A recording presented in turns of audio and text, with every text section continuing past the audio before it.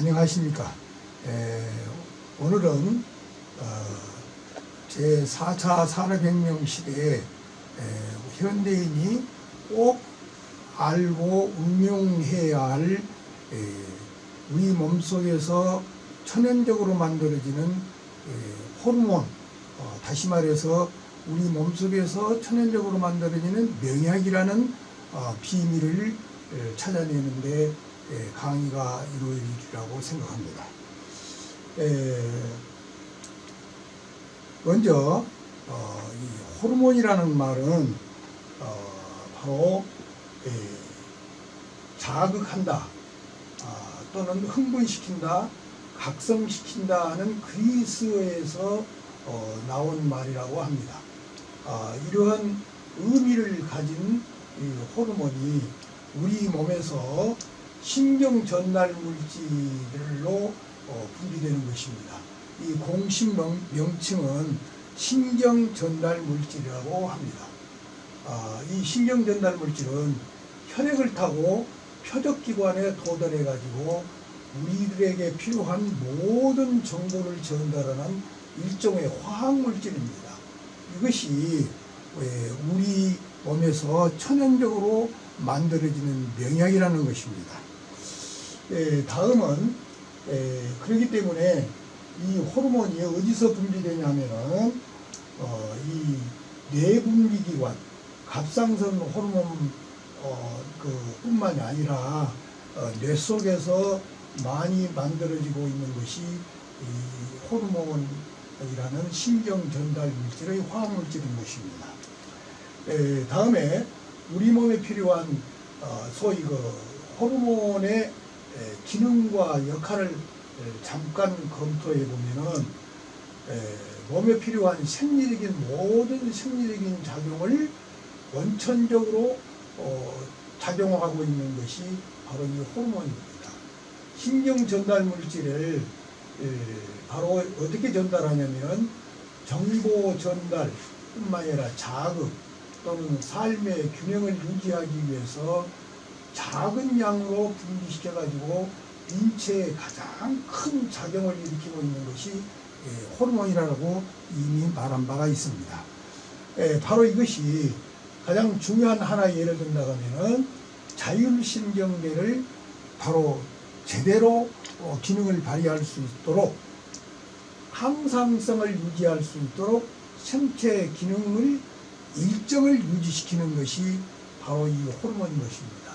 이렇게 해서 호르몬은 하나의 예를 든다고 하면은 이 동물의 수탉의 벼슬이 큰 것과 작은 것 또는 올챙이가 개구리가 될 때 꼬리가 없어지면서 개구리가 되는 과정이 일종의 동물에서도 흘러나오는 호르몬의 역할이라고 보는 것입니다. 또는 철새가 그 철에 따라서 오고 연어가 바로 물을 거슬러서 올라가는 것도 호르몬의 기능이라고 말하고 있는 것입니다. 이렇게 해서 호르몬에 대한 소위 뇌과학자들의 연구 결과를 하나 요약을 해보면은 체내에서 생성되는 강력한 화학물질로서 우리의 모든 감정과 기분을 좌우시키는 역할을 하는 것이 호르몬입니다. 우리 몸의 신경을 활성화시켜 가지고 기분을 좋게 만들기도 하고 나쁘게 만들게 하는 것이 바로 호르몬인 것입니다. 다음에는 호르몬의 기능과 역할에 대해서 꼭 알아둬야 할 내용이 하나 있다고 하면은 뇌세포가 약 1000억 개 정도의 뇌세포가 있고 시냅스는 한 개의 뇌세포에서 약 100개 내지 400개 정도의 시냅스가 생겨나온다는 것입니다. 그 시냅스는 양파에 물재배를 할 때 바로 밑에서 잔뿌리가 나와 있는 것과 같이 수상돌기와 축색돌기로 소위 세포에서 나온 작은 줄기들입니다. 이 줄기가 나와서 다른 세포에서 나와 있는 이 줄기와 맞닿을 때 바로 그 생기는 것이 시냅스입니다. 이 시냅스가 많이 생겨야 사람의 두뇌가 명성해지고 좋다는 것입니다. 이렇게 해서 신호 전달의 역할을 바로 시냅스가 역할하는데, 그 시냅스를 통해서 이 호르몬이 정보 전달을 하게 된다는 것입니다. 우리 몸에 가장 중요한 것은 이제는 이 노화의 주범이 바로 하나는 활성산소의 영향이고, 하나는 이 호르몬의 부족 현상이 오는 것입니다.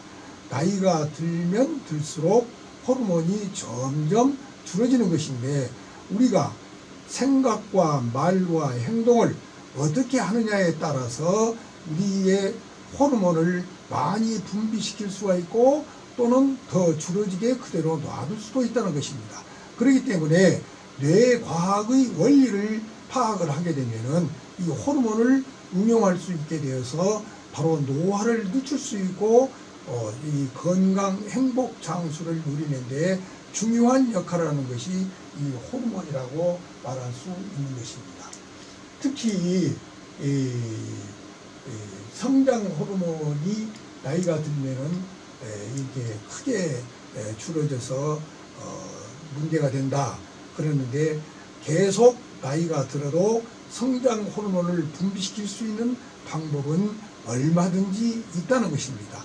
그래서 성장 호르몬을 분비시켜서 노화를 예방하는데, 늦추는데 역할을 하도록 하는 것입니다. 이렇게 해서 호르몬이 부족해지는 호르몬을 보충해주는 것이 노화를 늦추고 젊음과 건강 증진을 해나가는데 가장 필요한 요인이 되기 때문에, 호르몬을 이해하고 응용하는 것이 우리 건강을 유지하는 데 결정적인 영향을 준다는 것을 명심히 해야 되겠습니다. 다음에는 이 호르몬이 마음의 병을 바로 좌우시키는데, 영향을 주는데 결정적인 영향을 준다는 것입니다. 그렇기 때문에 오늘은 바로 중요한 강의가 이 호르몬의 지금 종류별로 지금까지 발견된 것이 약 전 세계적으로 80여 종이 된다고 그러는데, 그 중에서도 주요 호르몬을 앞으로 강의하면서 하나하나 이 생성시키는 방법, 그 호르몬이 기능과 역할을 어떻게 발휘하고 있는가 하는 것을 우리가 이해를 하고 응용할 수 있도록 제가 자세히 길잡이 노릇을 하겠습니다. 다음에는 이렇게 맨 먼저 세로토닌이라는 호르몬에 대해서 이야기를 하겠습니다. 행복 호르몬의 1호라고 지금 밝혀놨는데, 이 행복 호르몬의 1호라고 말할 수 있을 정도로 중요한 것이 어떤 것인가 하는 것을 지금부터 이야기를 해드리겠습니다. 뇌를 자극시키지 않고도 마음을 가라앉힐 수 있고 마음의 안정감을 유지할 수 있는 역할을 하는 것이 바로 이 세로토닌입니다.